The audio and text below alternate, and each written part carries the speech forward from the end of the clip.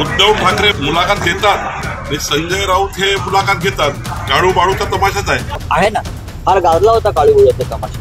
हा तमाशा जरी असला बरं का, तरी या तमाशाची डफावर थाप पडली आहे ती तुमच्या कानाखाली पडली. उद्धव ठाकरे मुलाखत घेतात आणि संजय राऊत हे मुलाखत घेतात. काळू बाळूचा तमाशाच आहे. त्यांची हिंमत असेल तर आपले ही जे मीडिया आहे या मीडियांना बोलून मुलाखत दिली पाहिजे.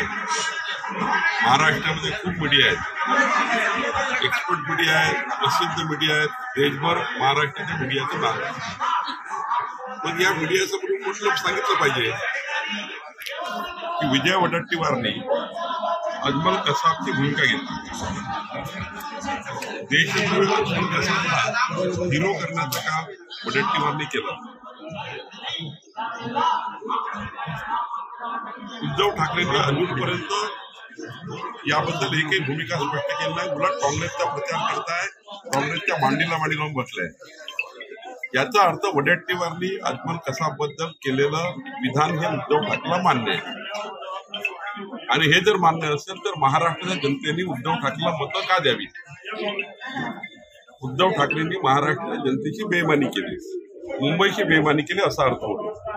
कारण मुंबईकरांना छिन्न विछिन्न करणारा कसाब, शेकडो जीव घेणारा कसाब, याचं समर्थन विजय वडेट्टीवारनी केलं. त्याचं समर्थन उद्धव ठाकरे करतायत. उद्धव ठाकरेंच्या जो उमेदवार आहे अमोल कीर्तीकर, त्यांच्या प्रचाराला 1993च्या बॉम्ब ब्लास्टमध्ये आरोपी हे त्याचा प्रचार करतायत. अमोल कीर्तीकरचा मशालचा प्रचार करतायत. उदयनिधी स्टालिननी हिंदू सनातन धर्म संपवण्याची भाषा केली आणि त्याला मांडीला मांडी लावून उद्धव ठाकरे बसले. याचं उत्तर मीडियाच्या माध्यमातून जर मुलाखत घ्यायची असेल, द्यायची असेल, तुमच्यासमोर मुलाखत दिली पाहिजे की याची माझी भूमिका काय, उदयनिधी स्टालिन बद्दल काय म्हणणं आहे, काय म्हणणं या उद्धव ठाकरेंचं आहे. काळू बाळू मुलाखत घेतात, ती छापतात, प्रसिद्धी करतात. त्यामुळं मला असं वाटतं की ह्या ज्या मुलाखती असतात ना, या पेरून तयार केलेल्या, जनतेसमोर उत्तर देणाऱ्या मुलाखती नाहीये. संपादकाने किंवा मीडियाच्या प्रतिनिधीने खुल्याम विचारलेल्या प्रश्नाचं उत्तर नाहीये. आणि त्यामुळं उद्धव ठाकरेला मत देणं म्हणजे काँग्रेसला मत देणं, उद्धव ठाकरेला मत देणं म्हणजे देशद्रोही विधान करणाऱ्या विजय वडेट्टीवारला मत देणं आहे.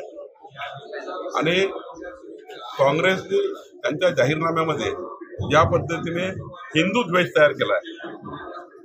विशिष्ट धर्माकरता, विशिष्ट समाजाकरता काँग्रेसने आपला जाहीरनामा तयार केला. उद्धव ठाकरेंचा संपूर्ण समर्थन काँग्रेसच्या जाहीरनाम्याला आहे. त्यामुळं मशालला मत देणं म्हणजे या महाराष्ट्राशी द्रोह करणं आहे. मशालला मत देणं म्हणजे महाराष्ट्र विरोधी, देशविरोधी स्टेटमेंट करणाऱ्याला मत देणं आहे.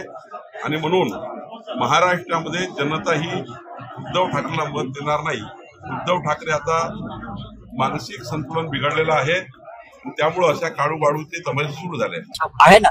फार गाजला होता काळू बाळूचा तमाशा. संस्कृती की तुम्ही तमाशाचा अपमान करताय. काळू बाळूचा तमाशा या महाराष्ट्रातली एक सांस्कृतिक ताकद होती. त्याने या महाराष्ट्रामध्ये काळू बाळूंनी एकत्र येऊन फार मोठं जागृती आणि सामाजिक सुधारणा केली होती. लोकांना जागा केलं होतं. आंधळ दळतय शाहीर साबळ्यांचा आणि काळू बाळू यांचा तमाशा. आज हे बावनकुळे वगैरे लोक आहेत, त्यांचा महाराष्ट्राच्या संस्कृतीशी काही संबंधच राहिलेला नाही. म्हणून त्यांना काळू बाळू पुढे माहित नाही. अभ्यास करा म्हणावं आणि मग बोला. हा तमाशा जरी असला बरं का, तरी या तमाशाची डफावर थाप पडली आहे ती तुमच्या कानाखाली पडली.